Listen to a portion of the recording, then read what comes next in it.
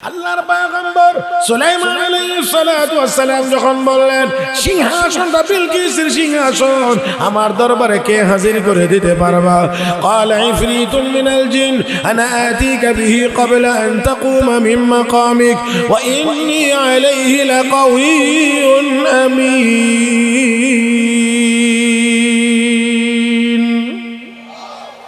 ইফরিত নামে একজন দাঁড়াইছে জিনের অন্তর্ভুক্ত, দাঁড়ায় কো আল্লাহর পয়গম্বর আপনি যেখানে বসা আছেন এই মিটিংটা শেষ করে আপনি ওঠার আগে আগে সিংহাসন আমি আপনার দরবারে হাজির করে দেব। আপনি যে মজলিসে বসা মজলিস শেষ করে ওঠার আগে আগে সিংহাসন আমি হাজির করে দেব। আমার বন্ধুরা সাথে আবার বলেন ওয়া ইন্নী আলাইহি লাকাওয়িয়্যুন আমিন, আনতে আমি সক্ষম এবং আমি আমানতদার। তার মানে হলো এই সিংহাসনের ভিতরে দামি যত জিনিস আছে সবগুলো জায়গা মতো থাকবে, আমি আমানতদার। আমার বন্ধুরা তাতে করে বোঝা যায় কাউকে কোনো কাজের দায়িত্ব দিলে দুইটা কোয়ালিটি থাকা লাগে। এক নাম্বার কাজ করার মতো সামর্থ্য সক্ষমতা থাকতে হবে, দুই নাম্বার হলো আমানতদারিও থাকতে হবে। আমার বন্ধুরা ইফরিত দাঁড়িয়ে বলছে আপনার এই মজলিস শেষ হওয়ার আগে আগে আমি সিংহাসন হাজির করে দেব, আনতেও আমি সক্ষম, আবার আমার কাছে আমানতদারিও আছে। আমি এখানে স্বর্ণরূপা কোনো কিছুই তসরুফ করব না, আমি এখান থেকে সরাইব না, আমি আমানতদার। পয়গম্বর তখন কিছু বলছেন না, তাকে অনুমতিও দিচ্ছেন না, কোনো কিছুই বলছেন না। এমনি আরেকজন দাঁড়াইছে, আগে যে ছিল সে তো জিন, জিনের গতি বেশি, দ্রুত আনতে পারে, দ্রুত আনতে পারবে, জিনের গতি বেশি। কিন্তু এবার যিনি দাঁড়াইলেন তিনি জিন না, তিনি মানুষ। قال الذي عنده علم من الكتاب أنا آتيك به قبل أن يرتد إليك طرفك فلما رآه مستقرا عنده قال هذا من فضل ربي ليبلوني أشكر أم أكفر ومن شكر فإنما يشكر لنفسه ومن كفر فإن ربي غني كريم। এবার একজন দাঁড়াইলেন তিনি মানুষ, তার নাম কোরআনে উল্লেখ করা হয় না, তবে তার গুণ উল্লেখ করা হয়েছে। কালাল্লাযী ইনদাহু ইলমুম মিনাল কিতাব, যার সিনার ভিতরে আসমানি কিতাবের ইলম ছিল। একটু যদি শুনে থাকেন আপনারাও একবার বলবেন তার সিনায় কোন কিতাবের ইলম ছিল? আসমানি কিতাবের ইলম, আসমানি কিতাবের ইলম ছিল। ওই ইলম ওয়ালা মানুষ মুফাসসিরিন কিরাম লেখেন তার নাম ছিল আসিফ ইবনে বারখিয়া। আসিফ ইবনে বারখিয়া দাঁড়ায় কো আল্লাহর পয়গম্বর ইফরিত বলেছে এই সিংহাসন এনে দিবে, আপনি এই বৈঠক শেষ করে ওঠার আগে আগে আমি এত লম্বা সময় নেব না, আমি এত লম্বা সময় নেব না। আল্লাহর পয়গম্বর আমাকে যদি অনুমতি দেন একটা চোখের পলক মারবেন, এই চোখের পলকের ভিতরে আমি সিংহাসন আপনার দরবারে হাজির করে দেব। दुर्फशानी ने तेरे कतरों को दरिया कर दिया, दिल को रोशन कर दिया, आंखों को बीना कर दिया, जो नते खुद राह पर गैरों के हादी बन गए, क्या नजर थी जिसने मुर्दों को मसीहा कर दिया। যে মানুষগুলো ক্যান্সারে আক্রান্ত রোগী ছিলেন, কোরআন গ্রহণ করার আগে যে মানুষগুলো ক্যান্সারে আক্রান্ত রোগী ছিলেন, ওয়া কুনতুম আলা শাফা হুফরাতিন মিনান নার ফাআনকাযাকুম মিনহা, আল্লাহ রাব্বুল আলামিন বলেন তোমরা জাহান্নামের গর্তের কিনারায় ছিলা, জাহান্নামের গর্তের কিনারায় ছিলা।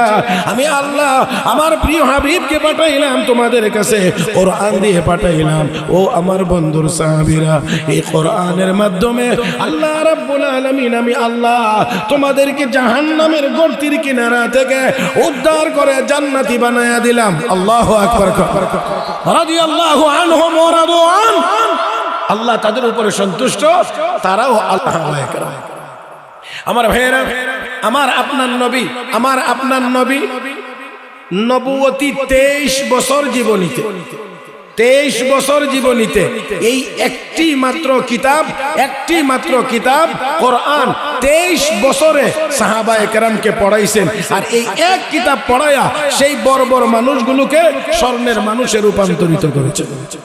গ্রহণ করার আগে উট রাখা এই বলে বলে হযরত ওমরকে এইরকম কথা বলতেন, তাকে তিরস্কার করতেন।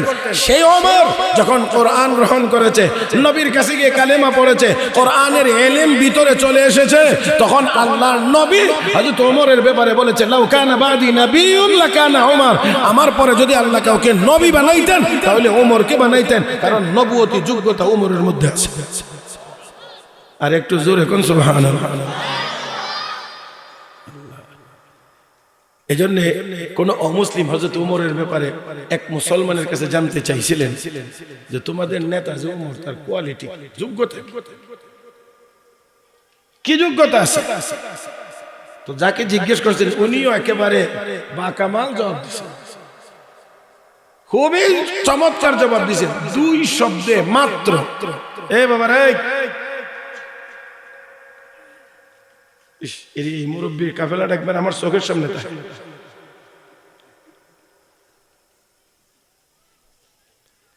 2 শব্দে হযরত ওমরের কোয়ালিটির বিবরণ দিছে। এক শব্দ হলো হুয়া লা ইয়াখদাউ, আর এক শব্দ হলো ওয়ালা ইউখদাউ। হযরত ওমর কাউকে ধোঁকা দেন না, আবার তিনি ধোঁকা খানও না।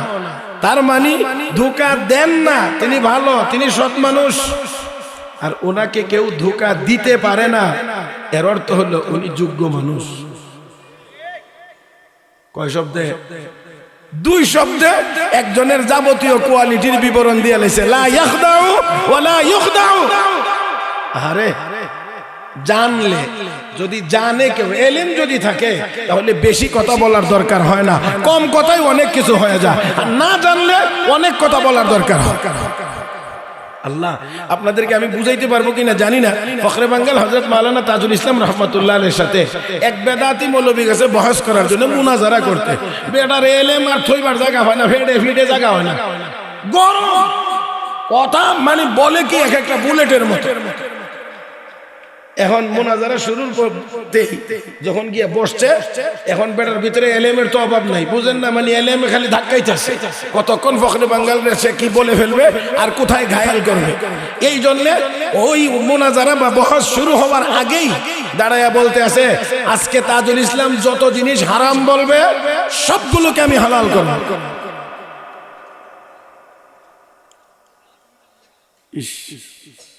এখানে যারা দাঁড়ায় আছেন দয়া করে ভিতরে এসে বসে যান, এখানে কথা বললেন না আল্লাহর রাস্তায়। সবাই আমার দিকে তাকান, আমার দিকে।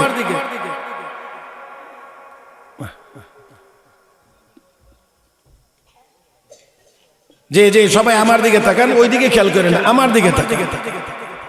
ওই বেদাতি মৌলবী বলতে আছে, তাজুল ইসলাম যা হারাম বলবে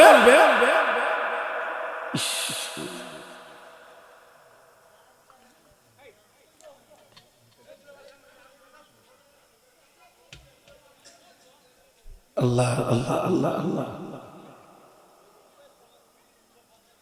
জি জি জি জি, আলহামদুলিল্লাহ সুম্মা আলহামদুলিল্লাহ। একেবারেই আমার দিক, একেবারেই আমার দিক। আবারও বলছি, কথাটা খুবই গুরুত্বপূর্ণ ছিল। এবার ওই মৌলবী যখন বলছে তাজুল ইসলাম যা হারাম বলবে আমি সব হালাল করব, বুঝতে পারে নাই যে উনি কত বড় আলেম আর এলেমের গভীরতা কত। ফখরে বাঙ্গাল রহমতুল্লাহি আলাইহি উঠে দাঁড়িয়ে বললেন, আমি যা হারাম বলবো সব তুমি হালাল করবা? বলে হ্যাঁ।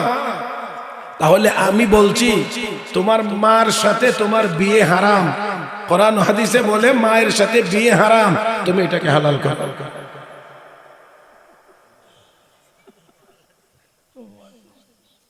আমি জানি না আপনারা আমার কথাটা বুঝছেন কে? হ্যাঁ, তোর মা তোর জন্য হারাম, হালাল কর।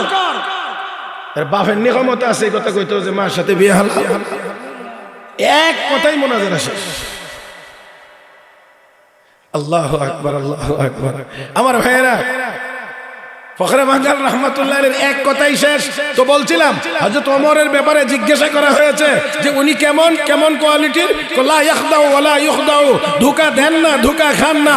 তার মানে তিনি সৎ মানুষ এবং তিনি যোগ্য মানুষ। আমার বন্ধুরা, এই যোগ্য বানাইছে কোরআন ও সুন্নাহর ইলম।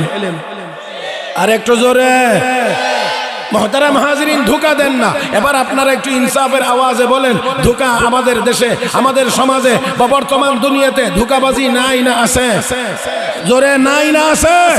তাহলে অবশ্যই অবশ্যই কোরআন ও হাদিসের ইলম না থাকার কারণেই এই ধোঁকাবাজি দুনিয়াতে চলে। আমার বন্ধুরা, ধোঁকা খাই কেন? আমরা ধোঁকা খাই কেন? কোরআন ও হাদিসের ইলম আমাদের কাছে না থাকার কারণে আমরা বারবার ধোঁকা খাই। হযরত আব্দুল কাদের জিলানী রাহমাতুল্লাহ আলাইহি মসজিদে নামাজ পড়তে আসেন রাতের বেলা, শেষ রাত্রিতে। এমন সময় সালাম, সুন্দর করে সালাম, আসসালামু আলাইকুম ওয়া রাহমাতুল্লাহ। কেউ এত রাত্রিতে আমাকে সালাম দাও? আমি জিবরাইল। তুমি জিবরাইল আমার কাছে কেন? কয় আল্লাহ আপনার উপরে সন্তুষ্ট হয়ে আমারে পাঠাইছে মেরাজে নিতে। হযরত আব্দুল কাদের জিলানী কো, নবী দুনিয়া থেকে যাওয়ার পরে জিবরাইল তোর জিবরাইলি সুরতে কারো কাছে আসবে না, তো আমার কাছে যে জিবরাইল আসছে এটা তো আসল না। কোনটা? এটা নকল, এটা নকল, এটা আসল না। সাথে সাথে তিনি বলে উঠলেন, লা হাওলা ওয়ালা কুওয়াতা ইল্লা বিল্লাহ। আমার কাছে আবার জিবরাইল কেমনে আসে? এমনি মসজিদ থেকে লাফ দিয়ে বের হয়ে গেছে, লাফ দিয়ে বের হয়ে গেছে। বের হয়ে গিয়ে আব্দুল কাদের, এবারের কথাটা আরো সূক্ষ্ম, গিয়েই বাইরে দাঁড়ায় আব্দুল কাদের, তোমার এলেমে আজকে আমার ষড়যন্ত্র থেকে তোমারে বাঁচায় এলো। হযরত আব্দুল কাদের জিলানী না হইয়া আমরা হইলে কইতাম 15 বছর তো লেখাপড়া করছি কামেল লাগিয়ে হই। হযরত আব্দুল কাদের জিলানী কো, শয়তান ভাবতে সত্য ঠিক, কিন্তু তারপরও গভীর ষড়যন্ত্র করে আমার ঈমানটাকে আবার ধ্বংস করার চেষ্টা করতেছি। তোর ষড়যন্ত্রের হাত থেকে আমার এলেমে আমাকে বাঁচায় নাই, তোর ষড়যন্ত্রের হাত থেকে আমাকে আমার আল্লাহ হেফাজত করেছে। এখন আপনারা বলেন, যাদের এলেম আছে আর যাদের নাই তারা কি সমান হইতে পারে? তারা কখনোই সমান হতে পারে না। আমার বন্ধুরা, আমি আপনাদেরকে লম্বা করে বুঝাইতে পারবো না, সেই সময় হবে না। এই জন্য সংক্ষেপে আপনাদের খেদমতে তুলে ধরার চেষ্টা করব। আল্লাহ রাব্বুল আলামিনের প্রিয় হাবিব 23 বছরে এক কিতাব পড়ায়া বর্বর মানুষগুলোকে স্বর্ণের মানুষে রূপান্তরিত করেছিলেন। আম্বিয়া কেরামের কাফেলা, আম্বিয়া কেরামের জামাতকে বাদ দিলে নবী যেই সাহাবায়ে কেরাম তৈরি করেছেন, 1.25 লক্ষ শাগরিদার ছাত্র তৈরি করেছেন।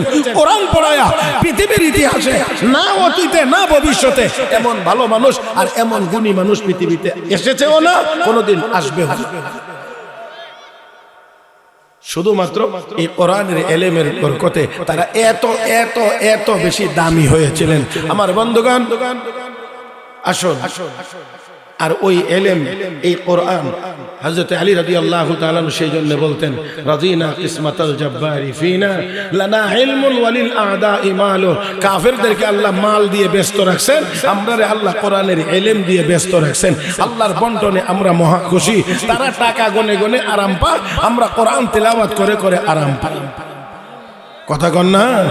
তারা টাকা গনে আরাম পায়, আনন্দিত হয়, আর আমরা খোদার কোরআন আল্লাহর কালাম তেলাওয়াত করে, আল্লাহর কালাম শিখে, আল্লাহর কালাম শিখিয়ে আমরা আরাম পাই, আমরা শান্তি লাভ করি। ও মুসলমান, এই ইলম তাদের ভিতরে ঢোকার কারণে যেই মানুষগুলো রাখালি করতে জানতো না, তারা অর্ধ জাহানের শাসক হয়েছিল। শাসকও আবার জেনতেন শাসক না, বর্তমান দুনিয়ার শাসকদের মতো না, অনেক অনেক অনেক অনেক। মুহতারাম হাজিরিন,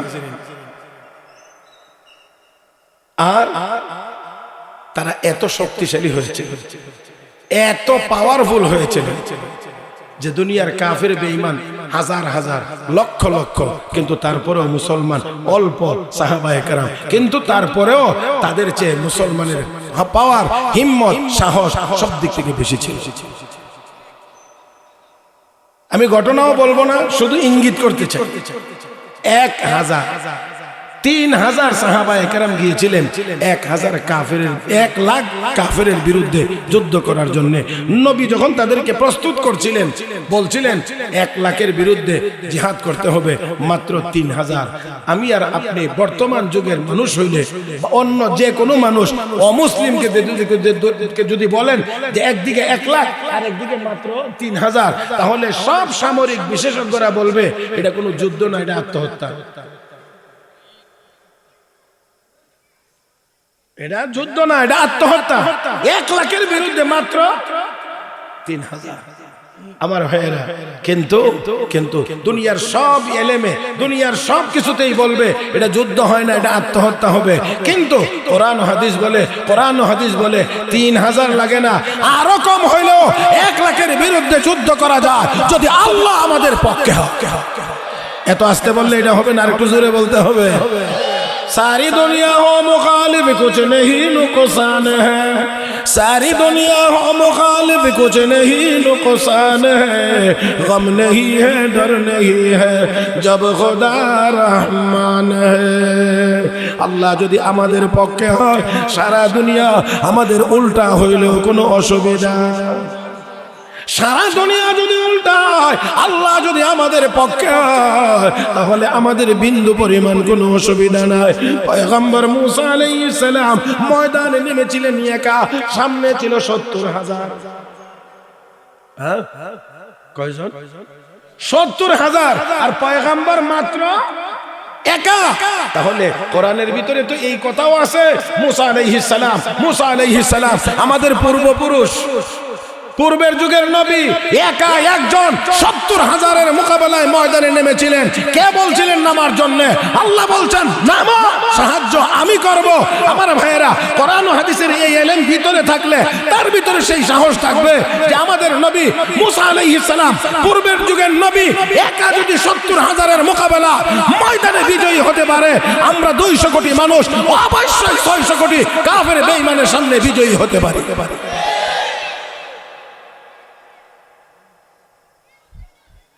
বন্ধুরা, 3000 প্রস্তুত করছেন 1 লাখের বিরুদ্ধে যুদ্ধ করতে।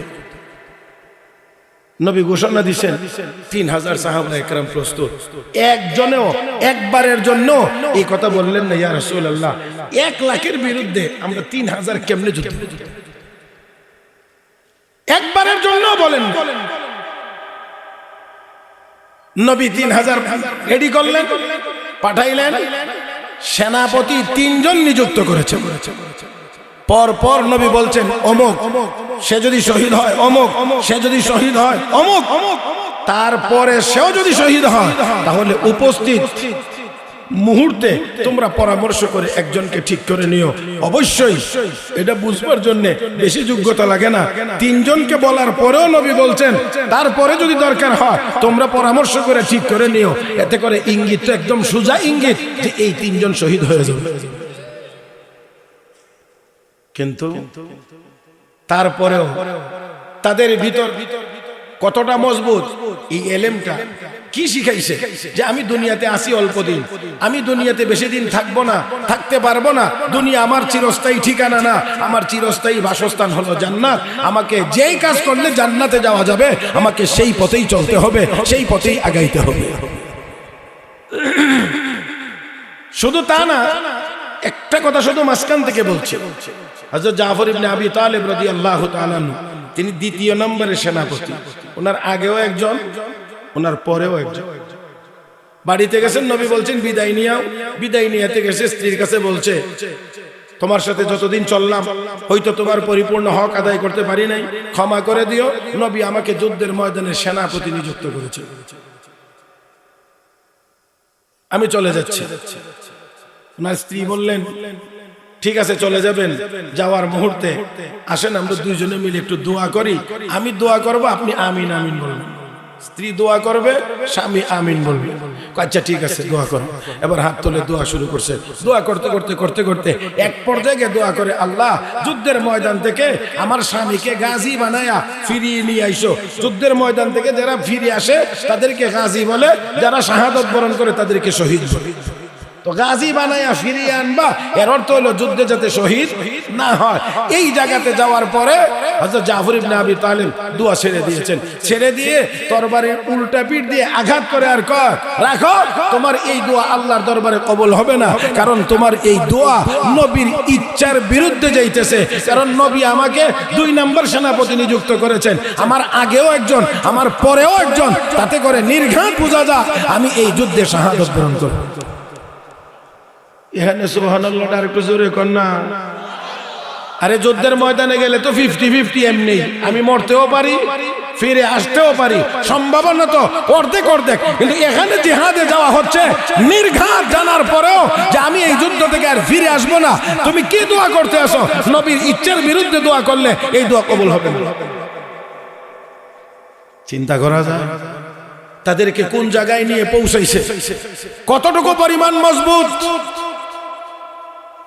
3000 নিয়ে যাবে, সেনাপতি 3 জন শাহাদত বরণ করবে, ইঙ্গিত পাওয়া যাওয়ার পরেও তারা একটু পিছনে সরে না, তাদের একটু পিছনে সরানো যায় না।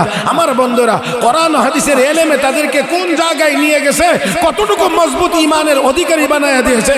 এই দুনিয়াটা তাদের কাছে তুচ্ছ কিছুই ছিল না, আর আমাদের কাছে দুনিয়াটা এখন সব কিছুর ঠিকানা হয়ে গেছে। যার কারণে 200 কোটি মুসলমান থাকার পরেও আমাদেরকে মার খাইতে হয়, আর তারা অল্প থাকার পরেও বিজয়ী হয়েছে। আমার বন্ধুরা, ইতিহাস ঘাটলে দেখবেন কোন টাকা পয়সা দিয়ে মুসলমানেরা 1500 বছরে কিছু করতে পারে নাই, অস্ত্র দিয়ে কিছু করতে পারে নাই। যা কিছু করেছে এটা ঈমান আর আমল দিয়ে করেছে। হযরত শাহজালাল মুজাররদ ইয়ামানি নদী পার হয়েছিলেন, নামাজের মুসল্লায় বসে বাতিলের মসনদ ভেঙে দিয়েছিলেন আল্লাহু আকবারের আওয়াজ দিয়ে। কথা ঠিক না? দেখেন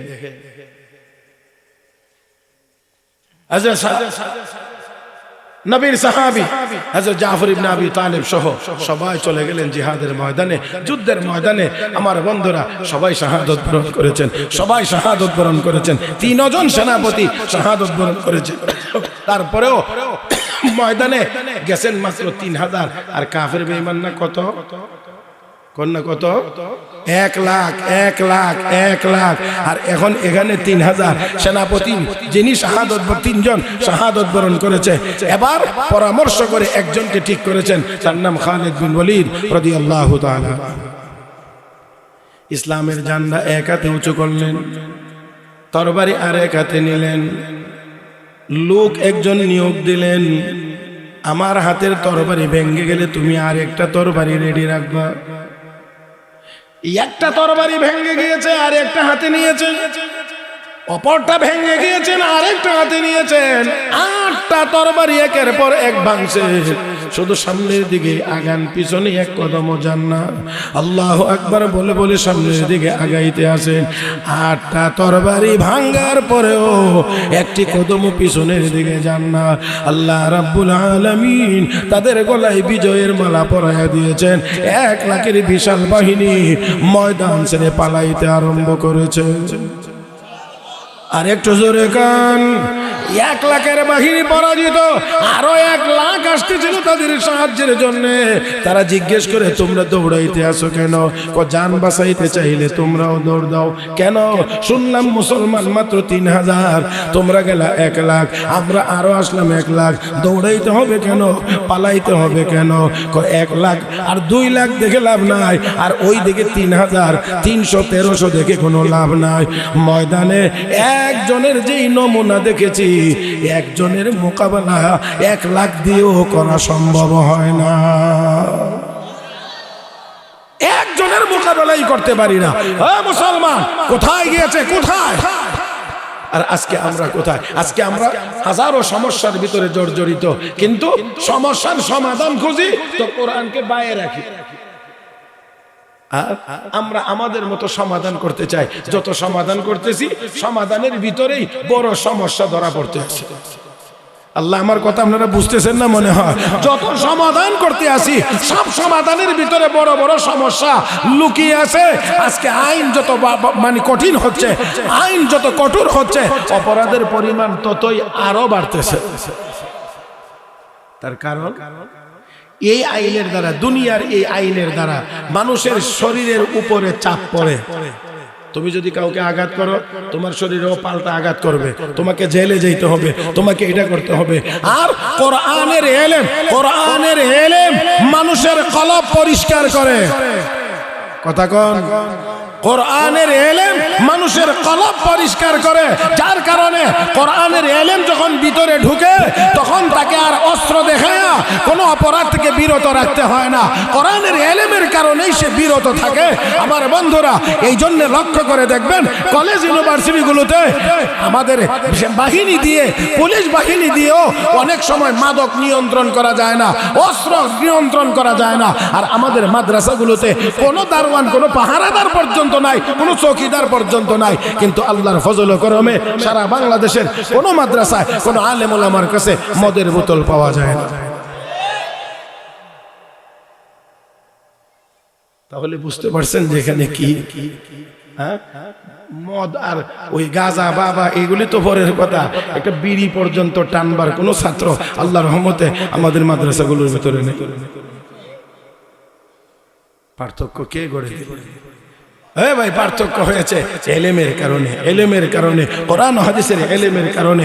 এই পার্থক্য আমার বন্ধুরা শুধুমাত্র তা না, শুধুমাত্র তা না। আমি আপনাদেরকে, আল্লাহ যে বলছেন হাল ইয়াস্তাউইল্লাযীনা ইয়ালামুন ওয়াল্লাযীনা লা ইয়ালামুন, যারা জানে আর যারা জানে না, কোরআন হাদিস যারা জানে আর যারা জানে না, তারা সমান না। কত দিক থেকে পার্থক্য আপনাদেরকে, যদি আপনাদেরকে ঈমানের পার্থক্য, যদি বলি আধ্যাত্মিকতার পার্থক্য, যদি বলি আমল আর আখলাকের পার্থক্য, সবগুলো দিক থেকে আপনি দেখবেন কোরআন হাদিসের এলেম ওয়ালারা কত আগায় গেছে, কত সামনে চলে গেছে। হাকিমুল উম্মত মুজাদ্দিদে মিল্লাত হযরত আকদাস হযরত মাওলানা আশরাফ আলী থানভী রাহমাতুল্লাহি আলাইহি, তিনি তার কিতাবের মধ্যে লিখেছেন, দারুল উলুম দেওবন্দ মাদ্রাসা বার্ষিক মাহফিল 200 বিশেষ মেহমানদের জন্য খানার ইন্তজাম থাকতো তৎকালীন সময়, বিশেষ মেহমান। ঘটনাক্রমে এক বছর 5-7 হাজার মেহমান হয়ে গেছে, ঘটনাক্রমে হয়ে গেছে, যেমনি যেমনি হোক। এত মেহমানের উপস্থিতি দেখে যারা রান্নার কাজে নিয়োজিত, খেদমতের দায়িত্বে, খানা খিলানোর দায়িত্ব, তারা একেবারে একটি কঠিন অবস্থার সম্মুখীন হয়ে গেছে। এটা কেমনে সম্ভব? এত মানুষ মেহমানদারি কেমন করে করবে? কোনো কিছুই কুল কিনারা করতে পারছেন না।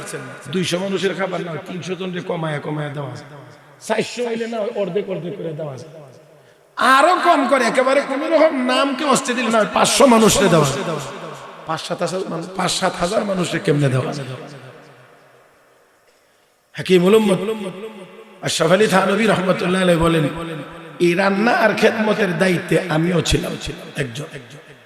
নিরুপায় হয়ে, বাধ্য হয়ে আমরা আমাদের উস্তাদ সাহেবে নিসবত আল্লাহর ওলি হযরত আকদাস মাওলানা মুহাম্মদ ইয়াকুব নানুতুবি রাহমাতুল্লাহ আলাইহির কাছে গিয়ে হাজির হই।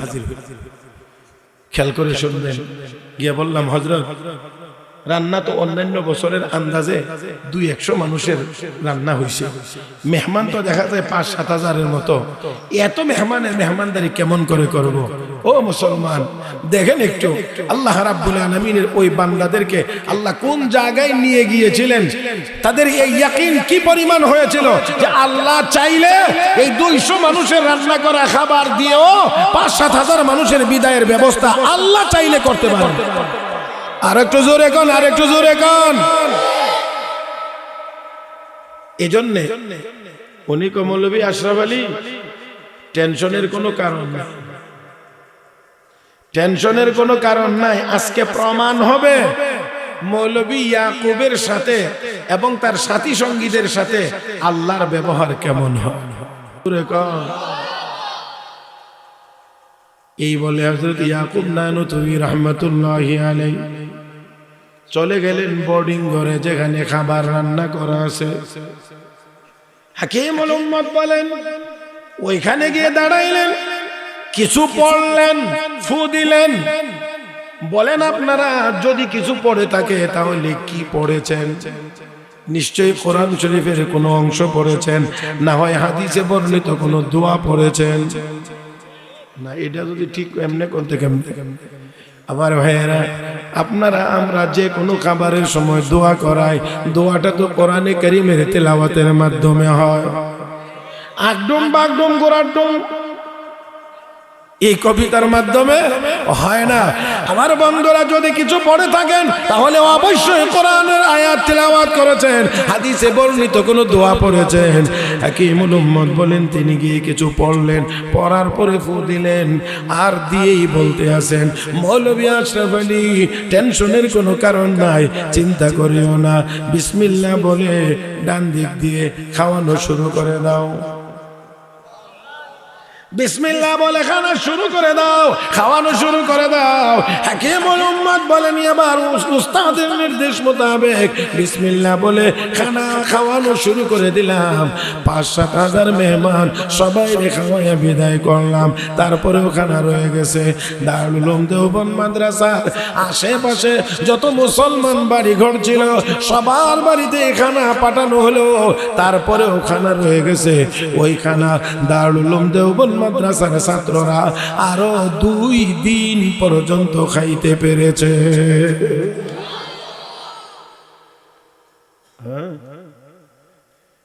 আমার ভাইরা আসেন, লম্বা ঘটনার একটু ক্ষুদ্র অংশ আপনাদের সামনে শুধু তুলে ধরতে চাই। কোরআন ও হাদিসের ইলম ভিতরে থাকলে কি হয় মানুষ? আল্লাহ যে বলছেন যারা ইলম অর্জন করেছে, যারা আলেম আর যারা আলেম না তারা কি সমান? সুলাইমান আলাইহিস সালাতু ওয়াস সালাম এবং সুলাইমান আলাইহিস সালাম এবং বিলকিসের একটি লম্বা ঘটনা কোরআনে আল্লাহ বর্ণনা করেছেন। এর একটা ক্ষুদ্র অংশ হলো এর ভিতরের একটু অংশ। একটা সময়ে গিয়ে সুলাইমান আলাইহিস সালাতু ওয়াস সালাম যেই জায়গায় বসা ছিলেন, এই জায়গায় বসে যখন জানতে পারছেন বিলকিস আসতেছে, খুব খেয়াল করবেন, বিলকিস আসতেছে, যখন তিনি জানতে পারলেন তখন সুলাইমান আলাইহিস সালাম থেকে বিলকিস মাত্র 9 মাইল দূরে ছিল, 9 মাইল দূরে ছিল। এমন সময়ে সুলাইমান আলাইহিস সালাতু ওয়াস সালাম তার বিশাল পরিষদ, বিশাল বাহিনী ডাকলেন। সুলাইমান নবীর তো বাহিনী ছিল, সব রকমের বাহিনী ছিল। আর বন্ধুরা, এই পৃথিবীতে আপনারা এখন যত দেশের যত বাহিনী দেখবেন সেই বাহিনী 3 ভাগে বিভক্ত। একদল সেনাবাহিনী, একদল বিমান বাহিনী, আর একদল নৌবাহিনী। মৌলিকভাবে এই বাহিনীর বাইরে আর কোনো বাহিনী নাই। এই 3 বাহিনী সর্বপ্রথম আবিষ্কার হয়েছে সুলাইমান নবীর শাসন।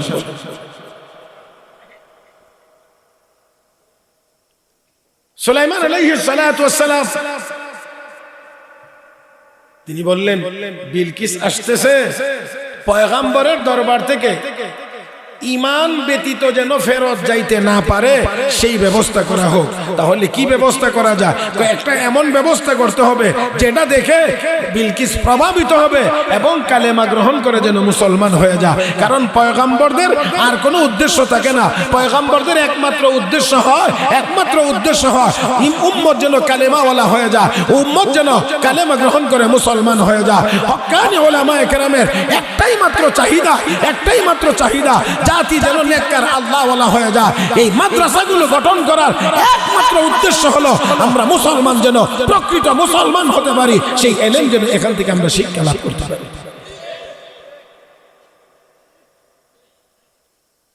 সুলাইমান আলাইহিস সালাম এই মজলিসে বসে বলতে আছেন, আইয়ুকুম ইয়াতিনি বিআরশিহা ক্বাবলা আন ইয়াতুনি মুসলিমিন।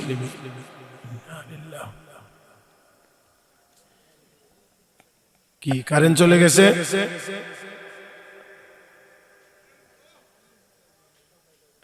জি, সবাই একটু এই সুযোগে একটু জিকির করি, সময়টা নষ্ট করে লাভ নাই, জিকির করি, আল্লাহ আমাদের জন্য ভালো ব্যবস্থা করে দিবেন। লা ইলাহা ইল্লাল্লাহ, লা ইলাহা ইল্লাল্লাহ,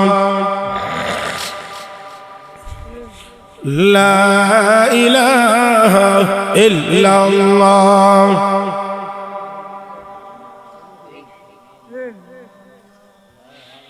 লা ইলাহা ইল্লাল্লাহ,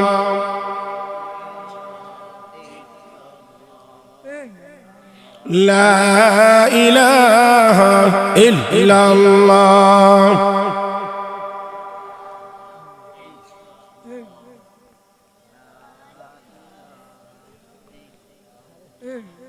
লা ইলাহা ইল্লাল্লাহ।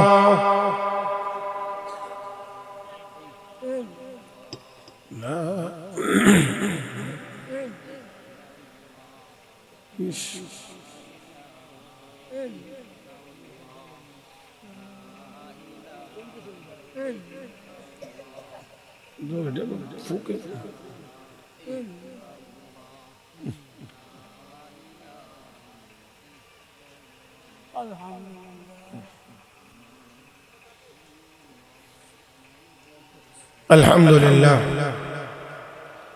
একেবারে আমার দিকে খেয়াল করবেন। সুলাইমান আলাইহিস সালাতু ওয়াস সালাম ওনার দরবারে তার বাহিনী বসা। এবার তিনি বললেন, এই বিলকিস আমার দরবারে আসার আগে আগে তার সিংহাসনটা আমার সামনে কে হাজির করে দিতে পারবা? এখানে একটা কথা আপনাদের স্মরণ থাকার দরকার, বিলকিসের সিংহাসন যেই জায়গায় থাকে সেই জায়গায় যাইতে হলে 7টা তালা খুলে তারপরে সেখানে যাইতে হয়। এমন জায়গায় সংরক্ষিত বিলকিসের সিংহাসন। আর সুলাইমান আলাইহিস সালাতু ওয়াস সালাম এখানে বসে বলতে আছেন, এই সিংহাসন কে হাজির করে দিতে পারে? এই সিংহাসন কে হাজির করে দিতে পারবা? সুলাইমান আলাইহিস সালাতু ওয়াস সালাম যখন ঘোষণা দিলেন,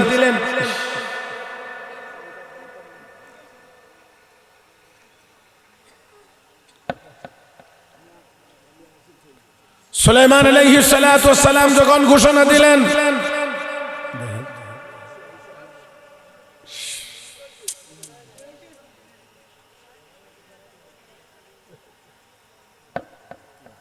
আল্লাহ আল্লাহ, একেবারে গুরুত্বপূর্ণ মুহূর্তের মধ্যে সুলাইমান আলাইহিস সালাতু ওয়াস সালাম ঘোষণা দিলেন, কে পারবা সিংহাসনটা হাজির করে দিতে?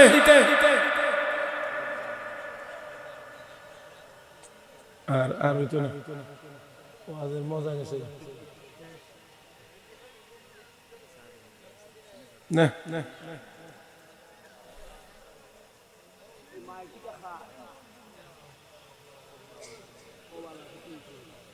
মাইক তো ঠিক আছে, লোড না নিলে কি করবে?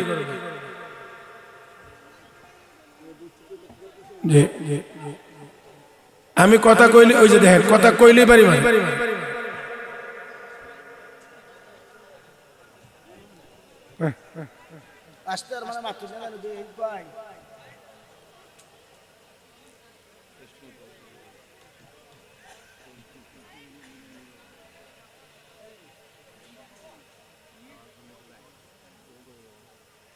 না ওই যে জায়গা এমনি জায়গা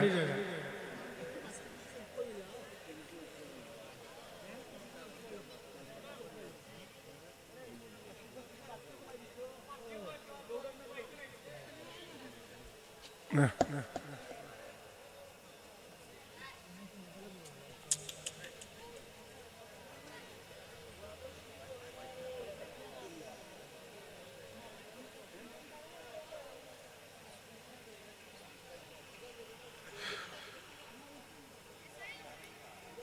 لا إله إلا الله لا إله إلا الله لا إله إلا الله لا إله إلا الله محمد رسول الله। আমার ভাইরা বলছিলাম, আল্লাহর পয়গম্বর সুলাইমান আলাইহিস সালাতু ওয়াস সালাম যখন বললেন সিংহাসনটা বিলকিসের সিংহাসন আমার দরবারে কে হাজির করে দিতে পারবা? قال عفريت من الجن انا اتيك به قبل ان تقوم من مقامك واني عليه لقوي امين। মাশাআল্লাহ, আর একটু জোরে কোন। ইফরিত নামে একজন দাঁড়াইছে, জিনের অন্তর্ভুক্ত। দাঁড়ায় কো আল্লাহর পয়গম্বর, আপনি যেখানে বসা আছেন এই মিটিংটা শেষ করে আপনি ওঠার আগে আগে সিংহাসন আমি আপনার দরবারে হাজির করে দেব। আপনি যে মজলিসে বসা, মজলিস শেষ করে ওঠার আগে আগে সিংহাসন আমি হাজির করে দেব।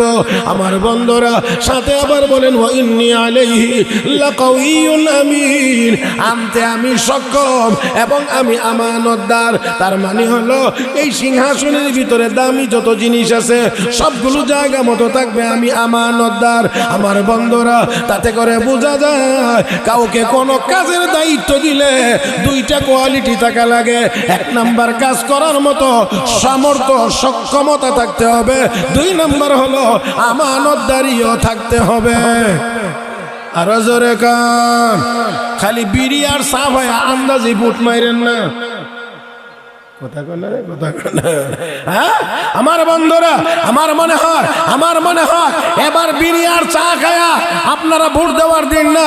আমার বন্ধুরা আমার মনে হয় এবার যারাই ভোটের জন্য আসবে তাদেরকে আপনারা আগে জিজ্ঞেস করবেন যে মুসলমানের সন্তানদেরকে বাধ্যতামূলক ভাবে কোরআন শিখাইবার কি ব্যবস্থা আপনি গ্রহণ করবেন, সেই কথা আমাদেরকে বলেন।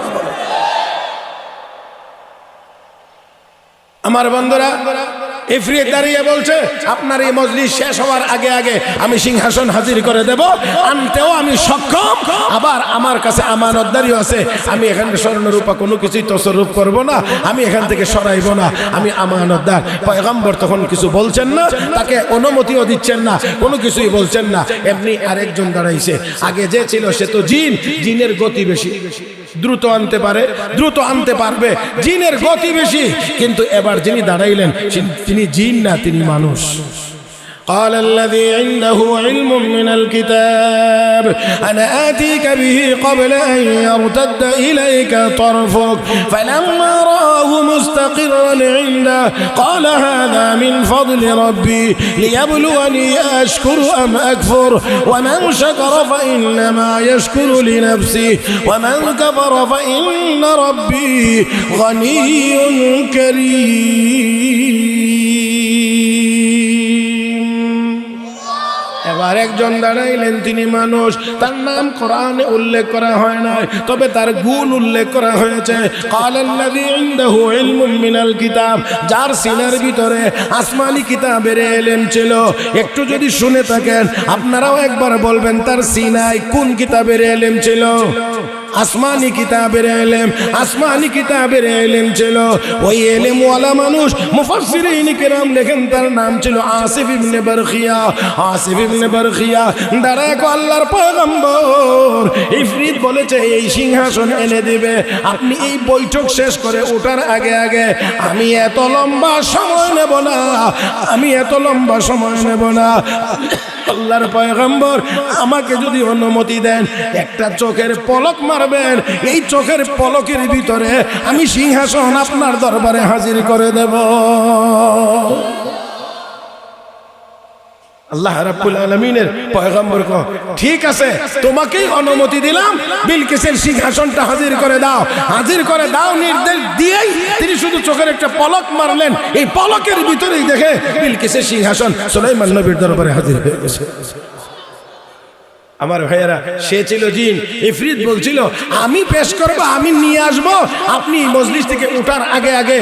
আর মানুষ বলে আমি নিয়ে আসব, আমি নিয়ে আসব আপনার চোখের পলক মারার ভিতরে।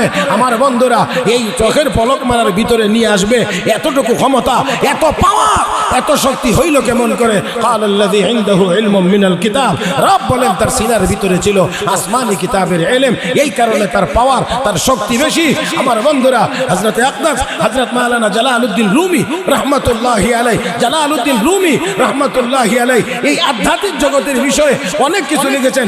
আমাদের কিতাবি লাইনে তাফসীরে জালালাইনের লেখক হাফেজ জালালউদ্দিন সুয়ুতী রাহমাতুল্লাহি আলাইহি, যিনি তাফসীরে জালালাইন শরীফের অর্ধেকটা লেখক। যোহরের নামাজের পরে খানা খাইয়া এবার কাইলুলা করার সময়ে তার খাদেম মুহাম্মদ ইবনে আলী হাব্বাক তাকে ডাক দিয়ে করে, মুহাম্মদ তোর কি মনে চায় কাবা ঘরের সামনে গিয়ে এই মুহূর্তে একটু নামাজ পড়তে? এখন কি একটু মনে চায় যে কাবা ঘরের সামনে গিয়ে একটু নামাজ পড়তে? হযরত অবশ্যই মনে চায়। মনে চাইবে না কেন? ওযু করে রেডি হয়, ওযু করে কাপড় চোপড় পরে একদম রেডি। হযরত নিজেও রেডি হইলেন। এবার আমার পিছনে দাঁড়াইলাম, আমার শরীরে হাত দিয়ে ধরলাম, চোখ বন্ধ কর, করলাম। আমি নির্দেশ না দেওয়া পর্যন্ত আবার চোখ খুলবে না। ঠিক আছে, খুলবো না। এবার হাঁটা শুরু করলাম। মুহাম্মদ ইবনে আলী হাব্বাক বলেন, মাত্র 14টা কদম দিলাম। 14টা কদম দেওয়ার পরে উস্তাদ কয়, মুখ চোখ খোল। খোলার পরে দেখলাম উস্তাদ শাগরেদ দুজন বাইতুল্লাহর সামনে হাজির হয়ে গেছে। কয় কদম? 14 কদম। 14 কদমে বাইতুল্লাহর সামনে হাজির। আমার বন্ধুরা, তিনি বলেন নামাজ পড়লাম, ইবাদত বন্দেগী করলাম, এবার চোখ বন্ধ কর, ধর আমারে। হাঁটতে লাগলাম। 14 কদম না 13 কদম আমার স্মরণ নাই, গোনার মধ্যে 13 বা 14, এর ভিতরেই আবার দুজন জায়গা মতো হাজির হয়ে গেলাম। ও মুসলমান, আসল বলতে চাই, যতক্ষণ পর্যন্ত কোরআন হাদিসের ইলম মানুষের ভিতরে আসবে না, ততক্ষণ পর্যন্ত তার ওই ক্ষমতা আর তার ওই শক্তি হবে না। আমার বন্ধুরা, এজন্য হাজারো জাহেল মানুষ একজন আলেমের সামনে কিছুই না। ও মুসলমান, আল্লাহ রাব্বুল আলামিন এই কোরআন আমাকে আপনাকে দান করেছেন, আর এই কোরআনের শিক্ষা এই মাদ্রাসাগুলোতে দেওয়া হয়। আমরা মনে করি স্বাভাবিক, মনে করি সাধারণ, গতানুগতিক। না না না, গতানুগতিক না। ও বন্ধু, কোরআন আল্লাহর কালাম, কালামুল্লাহ। যেখানে তিলাওয়াত হয় আল্লাহর রহমত সেখানে নাজিল হয়। এই যে ভূমিকম্প, এই ভূমিকম্পের হাত থেকে আল্লাহ আমাদেরকে যতটুকুই বাঁচায় রাখছেন, যদিও কিছু ভূমিকম্প হয়েছে, তারপরেও মারাত্মক কিছু থেকে আমাদেরকে আল্লাহ হেফাজত করে রাখছেন। এর পিছনে যা কিছু আছে, এর মধ্যে অন্যতম হলো এই মাদ্রাসাগুলোতে ছোট ছোট মাসুম বাচ্চারা দিন রাত কোরআনের তিলাওয়াত করতে আসে। কোরআনের তিলাওয়াত করতে আছে। অনেকগুলো জিনিস আছে। 1 নাম্বার, নবী দোয়া করেছেন, আল্লাহ আমার উম্মতকে একসাথে আযাব দিয়ে ধ্বংস করে দিও না। 2 নাম্বার, এই বাংলাদেশে ছোট বড় 5 লাখ মসজিদ থেকে দৈনিক 5 বেলা আজান হয়। আমার বন্ধুরা, 3 নাম্বার, আমি চ্যালেঞ্জ করে বলি, এই জন্যে সারা বাংলাদেশে আপনি যদি খুঁজেন, তাহলে এমন কোনো সময় পাবেন না যেই সময়ে কোনো না কোনো আল্লাহর বান্দা মাদ্রাসার তালিবুল ইলম কোরআনের তিলাওয়াত করতেছেন। 24 ঘন্টা এমন কোন সময় পাবেন না। হ্যাঁ, আপনি বলবেন আমার মাদ্রাসা ছাত্ররা 10টার সময় ঘুমায় যায়, 10:30টার সময় ঘুমিয়ে পড়ে, কিন্তু এরপরেও দেখবেন 20 জন ছাত্র থাকলে 18টা ঘুমায়, 2টা পড়ে, 19টা ঘুমায়, একটা হইলেও পড়ে। যদি বলেন এই মাদ্রাসায় পড়ে না, তাহলে পাশে আরো মাদ্রাসা আছে, গিয়ে দেখবেন ওই মাদ্রাসার ছাত্র কোনো না কোনোটা পড়তেছে। এটাও যদি না পড়ে, গিয়ে দেখবেন আর একটাই পড়তেছে। একটা দিয়ে গিয়ে দেখবেন রাত 1টা পর্যন্ত পড়ে, আর একটা দেখবেন 1টা পর্যন্ত ঘুমায়, 2টার সময় উঠছে। আবার কোনোটা দেখবেন 2টা বাজে ঘুমাইছে, আর একটা দেখবেন 2টার সময় উঠে পড়া শুরু করছে। আল্লাহর কালামের তিলাওয়াত, আল্লাহর কালামের তিলাওয়াত আমার ভাইয়েরা চলতেছে চলতেছে চলতেছে। আর আরেকটি বিষয় হলো, সেটা আমাদের এই মাদ্রাসাগুলোতে, বিশেষ করে হাফিজি মাদ্রাসাগুলো, নুরানি মাদ্রাসাগুলোতে যেই ছাত্ররা পড়ে, এদের একেবারেই অধিকাংশরা, ইল্লা মাশাআল্লাহ 2-1টা ছাড়া, বাকি সবগুলো মাসুম, নাবালক, মাসুম, কোনো গুনাহ নাই। এই গুনাহ নাই, এই রকম জবানে আল্লাহর কোরআন, আল্লাহর কালাম তিলাওয়াত হইতে আছে, তিলাওয়াত হইতে আছে, তিলাওয়াত হইতে আছে, যার কারণে আল্লাহ এই বরকতেও আমাদেরকে হেফাজত করতেছেন। আমার ভাইয়েরা, আমি আসুন শেষ পর্যায়ে গিয়ে আপনাদের কাছে এবার জানতে চাই, এই মাদ্রাসাগুলো টিকে থাকার, এই মাদ্রাসাগুলো দিন দিন আরো সামনের দিকে যাওয়ার, এই মাদ্রাসাগুলোর উন্নতি করার প্রয়োজন নাই না আছে? জোরে বলেন না, নাই না আছে? আমার বন্ধুরা, এই কোরআনের তেলাওয়াত চলে তো আল্লাহর রহমত নাজিল হয়। কোরআনের তেলাওয়াত চলে, কোরআনের তালিম চলে, কোরআনের শিক্ষা চলে, কোরআনের তেলাওয়াত চলে, কোরআনের বিধানের উপরে আমল চলে। আল্লাহ রাব্বুল আলামিনের পক্ষ থেকে রহমত আর বরকত নাজিল হয়। যেখানে সেখানে মাদ্রাসা হয় না, অবশ্যই আল্লাহর রহমতের নজর সেই জায়গায় পড়তে হয়, জায়গা আল্লাহর দরবারে কবুল হওয়া লাগে। আমার ভাইয়েরা, আমি মনে করি এই গ্রামের মানুষ বড় সৌভাগ্যবান। এই গ্রামে আল্লাহ রাব্বুল আলামিনের রহমতের নজর পড়েছে, রহমতের নজর, এই জন্য এখানে মাদ্রাসা হয়েছে। আমার ভাইয়েরা, আমার জানা মতে আমি যতটুকু দেখে এসেছি, এই মাদ্রাসার কাছাকাছি কবরস্থান, জোরে কন্যা, জোরে কন্যা, কবরস্থান একেবারেই মাদ্রাসার কবরস্থান পাশাপাশি। ও বন্ধুরা, এখানে কোরআনের তেলাওয়াত হয়, পাশে কবরস্থান। দেখেন একটু লক্ষ্য করে, দুনিয়াতে আর কোনো জিনিস নাই যেই জিনিসটা পাঠ করে আপনি কবরবাসীর কোনো উপকার করতে পারবেন, এমন কোনো জিনিস আর দুনিয়াতে নাই। একমাত্র কোরআন, একমাত্র কোরআন, একমাত্র কোরআন, যা আপনি জমিনের উপর থেকে তেলাওয়াত করবেন, কবরওয়ালা কবরের ভিতর থেকে এর সওয়াব পাইতে থাকবে। কোরআনের তেলাওয়াত। এই জন্য দুনিয়ার কাফের বেঈমানদের কাছে মৃত ব্যক্তিকে পৌঁছানোর মতো কোনো দোয়া কালাম তাদের কাছে নাই। এই জন্য এরা কবরের পাশে গিয়ে কয়, আমরা আমাদের নেতার সম্মানে 1 মিনিট নীরবতা পালন করিব। মুখ বন্ধ, নীরব থাকবো কেন? আমরা কবরবাসীদের পাশে গিয়ে কোরআনে কারীমের সূরা ইখলাস তেলাওয়াত করব। 3 বার সূরা ইখলাস তেলাওয়াত করলে 1 খতমের সওয়াব কবরওয়ালা পেয়ে যাবে। কথা বলেন ঠিক কিনা? 1 খতমের সওয়াব কোরআনওয়ালা পেয়ে যাবে আমার ভাইয়েরা। তাতে করে তার কবরের আযাব মাফ হয়ে যাইতে পারে। আমার বন্ধুরা, এত চমৎকার মিল। এবার আমি আপনাদেরকে বলছি, এই মাদ্রাসা টিকে থাকার দরকার আছে না নাই? এই কোরআনের সাথে যদি আমাদের সম্পর্ক হয়, কোরআন দামি, কোরআনের সাথে যত জিনিসের সম্পর্ক হবে তারাও হবে দামি।